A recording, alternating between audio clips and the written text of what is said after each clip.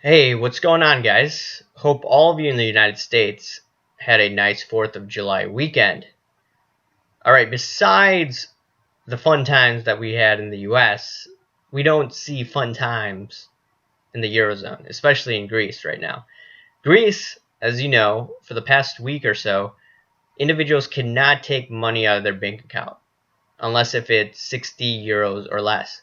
And in addition to that, you need an ATM card to do that, unless you're an elderly individual where you can go to the bank and take out money for your pension.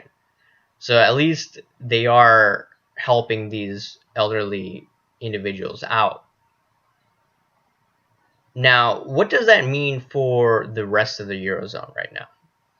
We had this referendum vote where majority of the Greeks today voted no for more austerity, no to this austerity. And because of that, the Eurozone and the Troika, they're going to have some difficult decisions to make. They're going to think, okay, now how should we negotiate with the Greeks anymore, or the Greek PM? They're being very difficult in their eyes. If they're being difficult, and now in addition to that, you have the Greek people saying, no, we don't want this garbage, it's going to create a difficult situation. In my opinion, it's going to lead to the Greek exit. Now, when is that going to happen? I don't know. I said in a previous video, October, right? That was just throwing out a guess. I still think it's going to happen this year. Don't know the date of when that's going to occur. Regardless of whether or not Greece leaves the Eurozone, I think what's really important for all individuals living in Eurozone countries, and also I would say westernized countries, is what happens if Greece happens in our own country, right? Looks like there's going to be a bank holiday for a week or two. Then what? How are you going to prepare for that? And like I've said in previous videos, it's very important to have some cash. Not 100% of your assets. No, just have some cash on hand. Some people say, hey, I'm going to put it under my mattress. Could be a little dangerous to do that, right? Maybe put it in a safe location where you know you could get it during a situation like what's going on in Greece. Some people say, it's not going to happen here. It's crazy. If it is, then that's fine. You just have some cash on hand just in case. And there's nothing wrong in having cash on hand, in my opinion. And for those individuals also from the Eurozone countries, I think it's really important to know that even if you leave the country, you have to be prepared for capital controls that are going to be imposed. I read this one story that was really interesting. This one Greek couple, they were on their honeymoon to New York, and because of capital controls, their debit card and credit card were not working, right? Or their debit card tied to their bank account was not working because of capital controls instituted by the ECB and the Troika and the Greek government.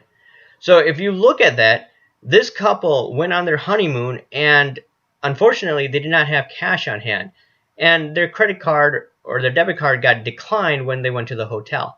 So if you're living in those countries and you plan to travel, even though if you're an affluent individual, you have to be careful. And this goes to also individuals living in westernized countries, right? You never think it's going to happen here. But if it does, suppose there's a bank holiday for whatever reason, right? And the capital controls are instituted. So your bank or debit card is not going to be accepted abroad. And that's even more dangerous going abroad where your cards are not going to be working. So, like I said, cash is king in times of turmoil like this.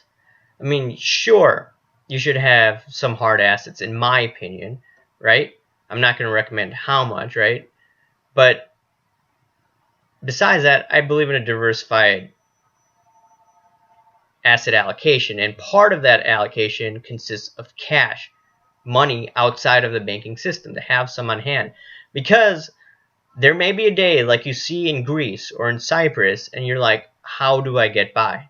Right? Businesses, as crazy as this sounds, they can't import a lot of their goods from overseas. And the reason is that their banks are closed. Right? It's hurting all these businesses in Greece right now. So, long story short, you need to have some cash on hand, in my opinion. You need to have a diversified portfolio. And three, you have to look at the example of Cyprus, right? In Cyprus, they had a lot of money. Those individuals who had a lot of money in their bank accounts, it was seized or taxed, right? So if you are an affluent individual, you have to be careful on how much money you put in your bank account. Just because the FDIC or whatever insurance says that, hey, we're going to bail you out if there's a bank run. Well, I don't trust that, especially seeing what's going on in Europe. So I wouldn't put too much money in one specific account. I would diversify in how many bank accounts I put that money. And long story short, based on what I see happening with these bail-ins and all that stuff, initially I feel that it's going to be deflationary. But then, where are people going to put their money to? If you have people scared of putting money in their bank accounts, you see money also leaving the bond markets, which I still see a bear market in bonds occurring. Where's the money going to go? Most likely stocks, in my opinion. Because people have no idea where to put their funds. Initially, you're going to see a correction / huge sell-off. But then after that, where's the money going to go? I say stocks. But once again, we shall see how it goes. I don't see the Harry Dent type 1930s deflationary depression. We are going to see what mainstream economists say as deflation, but not in the stock market, in my opinion. Anyways, leave your comments below, and I'll talk to you later. Bye.